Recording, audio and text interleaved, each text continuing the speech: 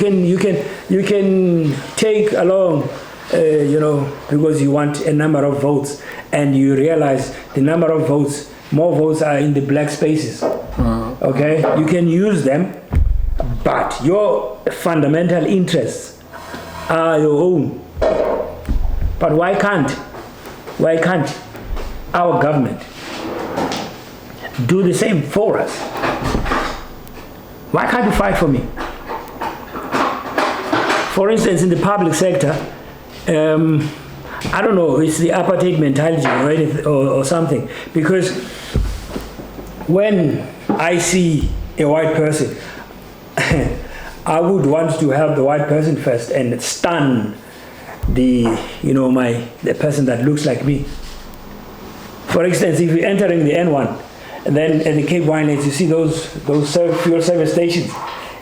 If I come there, and these guys are sitting there seeing that, okay, it's a black guy, they won't jump. But if it's a white guy, maybe because we don't tip, we do tip.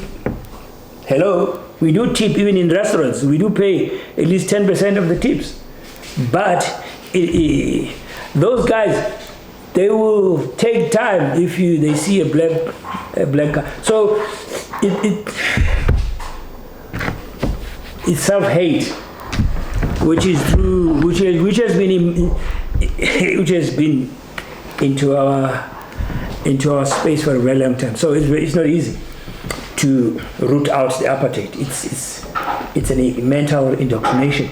So that is why we have lobby groups that will show our people that, listen guys, let us, if you are up, let me try and pull you up, not pull you down because you look like me. Okay? That is the stuff we need to work with. Now it makes it easier. It makes it easier for the haves to say, okay, they're doing this, okay, let them do it. You're doing it for them. You're doing it for them. Yes. Which is very sad.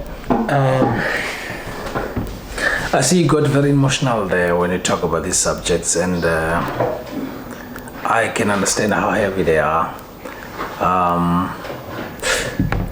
I think you and I, we can stay for hours talking about all these things, but because of time that we have, I'm going to ask you one thing.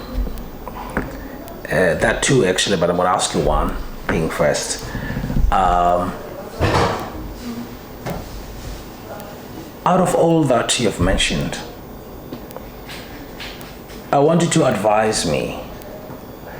Now we dwell more, we looked at South Africa now more.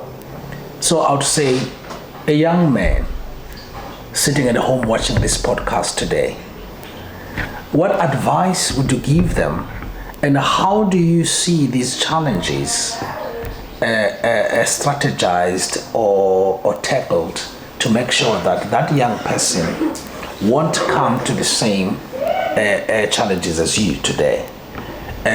After that, I will have one question for you, but it will be the switch from being a teacher to what you are doing. From there, I want to come to a conclusion to give us advice as South Africans generally. So the first thing is to advise that young man watching, so that that young man won't take this or won't be in the same situation. The young man and the woman, yeah? Yes. Mm-hmm. And the second one would be you, from teaching to the space that you are at today. All right. And the last one for my thought process. Let's start it one by one, because yes, we're gonna start one by one. Thinking process. I won't forget. I got emotional. I'm just giving you. I'm gonna digress, go on a tangent. And, yes, and then I'm gonna cut you because then you're gonna take another hour. So, young man, young woman. Yes. There are a lot of opportunities in South Africa, and we've learned our lessons. My advice to you, is inform yourselves. Educate yourselves. Don't give up. Because we see on social media a lot of young people saying enough is enough, I am going out there. Whatever you think is possible, it is possible. You can do it. Never give up. Go for it. Especially on something that you feel passionate about. Okay? You love what you're doing. You don't have to be so educated. Because there's also challenges in education as well. We can't always be complaining. Okay? Let's tie our bootstraps. Go forward. There's a lot of hurdles. Let's jump over those hurdles. If the mind sees it, if the mind thinks it is possible, then it is possible. You've got so many people, especially from poor backgrounds, who have made it with nothing. Our forebears have shown us.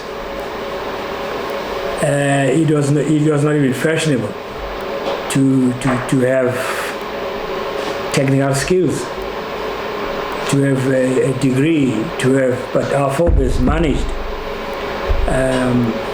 to go through all of those things. So let's not give up. There's a lot of distractions. There's a lot of peer pressure. But if you remain focused, I think you zoom in, you focus, then... You heard him, guys. You stay focused. Peer pressure is there. It will always be there. But what do you do about it? That's up to you. I'm talking to you, a young man and a young lady at home now. But before we continue again about that subject, because I'm still going to invite him. I don't know when, how, but I think we're going to have another podcast very soon. It's either it's going to be online or it's going to be here while that I'm still in South Africa. We'll see about that. Sir, thank you very much for that. That was a very powerful speech, I think. I think anyone who's there listening today will have to think twice. Now, the second one is you. And please make it shorter, that one. We have young people who want to be teachers still. And you are a retired teacher now, you said. You came to a space of business. Don't answer if it's too personal. I'm just going to ask to say, as a teacher, moving away to the space where you're at now, are there any differences economically? Or was it a passion of you to say, I want to do that? Or was it also an economical drive to say, I want more, I want change? Because I'm saying this very carefully. My sister is a teacher. She always mentions, I don't get paid much, I don't get this, I don't get this, I don't get that. And looking at other professionals who have the same degrees as you, that they will get more because of different, I don't know what I'll say, because every degree is different. Like if you go to medical school, you do your 5 years, 2 bachelors, you are a doctor, you get more money like that.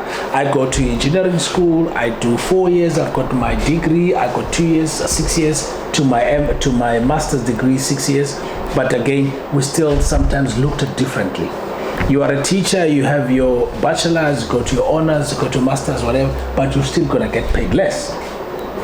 Every professional you see, it's a work of a teacher. And that's something that I think sometimes we forget. How powerful, how helpful, how much do we need teachers to make the professions that we have today. So now with your experiences, can you please give us that brief change in career and understanding? I don't know if was it because you went on pension or was like you want to change the space? Well, because in my time, there was no NSFAS, you had to be an A or a B student to have acquired a bursary to go to Wits, to go to UCT. And I was an average student. Although I did maths and science, I remember I went to Cape Technicum. I wanted to do an engineering study. I couldn't get in because the Cape Technicon was still white. Okay, I did not know about the Cape Peninsula. You know. Yes. I grew up in the Eastern Cape at boarding school. Yes. Then went to tertiary here in the Western Cape. So, well, the tertiary. So closest to me was to go to teaching. Yes. Okay. That's when it was not because I was passionate about teaching. That's why I only could teach for 5 years. Okay. Only 5 years. The money was not enough. And then you got tired of our kids, and they were like, "I want to leave them." They were teaching in primary or They actually school. cried. I started high school only for 3 months, but I was still young with my peers. I said, "Look, I'm tired of this now." no, these look like my peers, so they won't necessarily be listening to me." So I went to primary, 10, 11-year-olds. I love them to bits. They cried when I saying I was leaving, because I was enjoying it, but I wanted more. Okay, I wanted to get into AAA, School of Advertising, but I couldn't pay, for those studies with my teaching salary. Yes. Then I did sales and marketing. I did marketing at Damali. And I knocked. I started at Sanlam. Then from Sanlam I went to BMW. I was one of the first black sales executives at Fosdix Tiger Valley. In fact, there were two in the metro. It was myself and the other guy was at Auto Atlantic. May his soul rest in peace. He passed on. Yeah. So it was not passion, but an educator, a teacher is a very important job, because whoever anyone is today at a high level or very high level, they come through the hands of a teacher who was passionate. Yes. So I didn't want to rob my pupils by staying too long. Yeah. So you were asking, I became better off in terms of resources. Yes. Now I could drive big cars. Yes. I had a business. Yes. Okay. You should take me to that space, because I want a business too, but I don't know how to start. This is business, my brother. Which one? The podcast is a business. Yes, I'm going to come to you there as a closure to that part. I'm waiting for that, because... So you're in the media space. In the guys, this is business. I don't have money, but I'm in business. This is the creative space, that creative space, because more eyeballs on this podcast. Please, guys, more eyeballs. You have more eyeballs.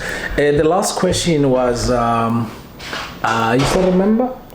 Now I get your point that we're gonna forget it. What was the last one? So I said the first one. Okay, the last one was to advise South Africans. Now you are like concluding everything we talk about. I know you still have a lot to say, but now the spaces that you are in, your experience of life, work, economy, business, to those that would love to be in your space, or generally to South Africans, on how they can take things for themselves. Because sometimes we wait. For instance, as a South African, I'm taught to have a CV. I have to apply for a job.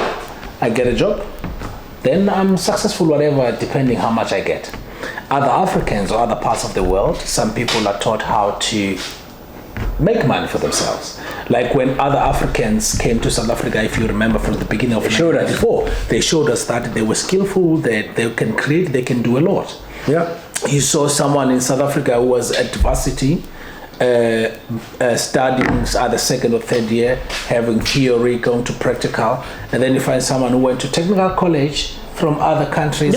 They were doing things that were like, hands on. Yes. So now I wanted to give us a conclusive advice in those DEI words, and also the understanding of how can we change or how can we approach the challenges of economy that we're having today in the space that you're having or in any space?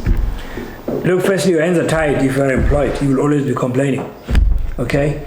Let us rather change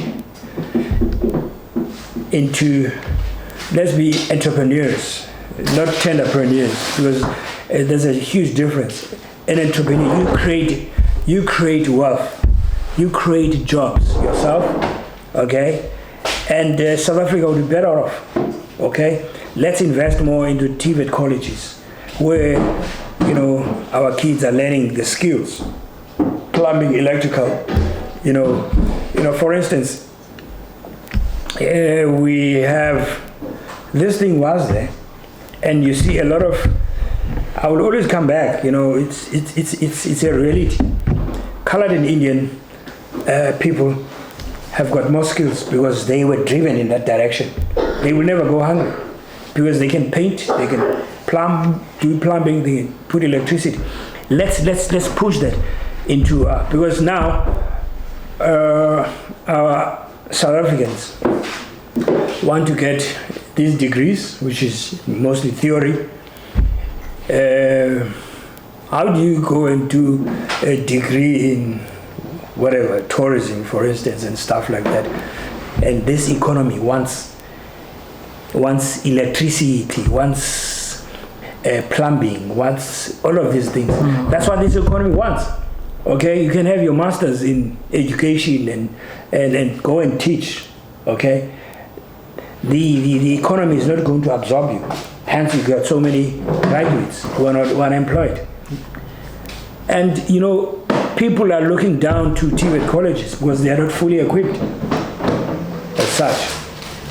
Okay, let's put more money into TVET colleges. Let's get South Africa working. Let's create jobs. Okay, there's a young lady there in the Eastern Cape. She's got a little space she created out of dumping area. She removed all of that dirt. She planted. She got, say, 1,000 cabbages, 1,000 heads of cabbages. If she could sell that for 25 rands, you know, do the math. You know, every time, you know, she harvests, you know, she's created jobs. Okay, she's employing herself. She's hardworking. Okay, this thing about you've got to be educated and have many degrees, but you can't create anything. Okay, I'm not despising education, by the way. I'm an educator. Yes. But I'm saying, listen, through education, let's have skills. Let's have skills, because if you got skills, nobody will say, get away. Because you can't be an electrician. Yes. I'm an electrician, so you are forced to use me. Or I will go out and, you know, because this tenderpreneur business is getting out of hand, and now people are going to jail because of that.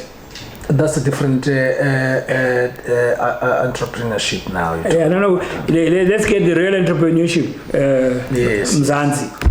Okay, and the international community is there to help us, you know, going forward. You know, the biggest retailers in Africa are the Ethiopians.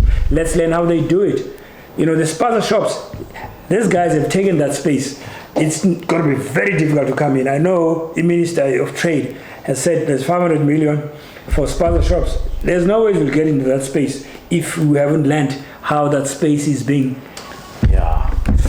Wow. Ladies and gents, you heard. That's the advice that you are getting. So I hope that in this space you can also find your own path, and of course, should you have questions regarding what he had said, just comment on our podcast, and I'll get in touch, and your answers will be, your questions will be answered. But as a conclusion, I always ask this question: do you think it's a waste of time that I'm doing this podcast? This time is quite valuable because you are bringing these things. People are assuming it's all hunky-dory, Mzansi, because we've been free for 30 years. You know, everything is, is going smooth. Nothing is pashash. Nothing is pashash, I can tell you right now. Okay? The international community, come. Okay? If you bring in your multinationals in South Africa, let us have a stake into that. We want to work. We don't just want equity. We want to work as South Africans. But South Africans have built this country. I don't know why people are saying the things they are saying. Okay. So you think this podcast has a chance to succeed? Yes, this podcast. The message to the people. This podcast, I think it is succeeding. I've been following the podcast, and yeah. You've been following the podcast. Of course. Did you hear this? Yeah. Oh, he's been following. Mr Mphuthumi introduced me to the podcast. Your friend. Yes. Yeah, and I followed, and wow, this young man from Mzansi is flying the flag, which is good. Is flying the flag, so that people don't have misconceptions. There's no genocide in South Africa, okay? Black and white people are trying to make it, and that's a fact. Black and white people are trying to make it. They're trying to build this country, you know. Yeah. I'm emotional now. Yes. You should be. Now it's my turn now. I'm emotional. I want to cry now myself. But sir, I just want to say thank you for everything, and it was a very informative and very challenging podcast. You know why I'm saying it's challenging? Because you have so much knowledge and there's too much questions coming, and that's why I'm saying I think we're going to have a follow-up, because I think we as South Africans and other people, Africans or other people all over the world, there's too much to learn, because the subjects that we talked about, they are not only South African problems, they're world or global problems. But of course, every country is different. So I would say thank you very much. And something else before I thank you. Can you please tell people to subscribe and follow our podcast, and of course support the BFASA. Ladies and gentlemen, please subscribe, like first, subscribe, support. You know, support is putting your feet on the ground, walk the walk. Out of that, South Africa is going to be a better place. The world is going to be a better place. Yes. All of us, we need each other right now. Let's build. Because if we build South Africa, you build Zimbabwe, you build, throughout from Cairo. Okay, because, I don't want to talk much about that one. Ladies and gentlemen, there was the podcast today in South Africa, in Cape Town. As you've heard, and if you have any questions, please just send us a comment or a question via our own email address, which is the equityrevolution@gmail.com. Let me repeat, equityrevolution@gmail. Therefore, ladies and gentlemen, let's conclude this by saying it was nice to have you, sir. And this was Zuki Sanante from the Equity Revolution podcast under the production of the ZN Studios. All I'm saying. So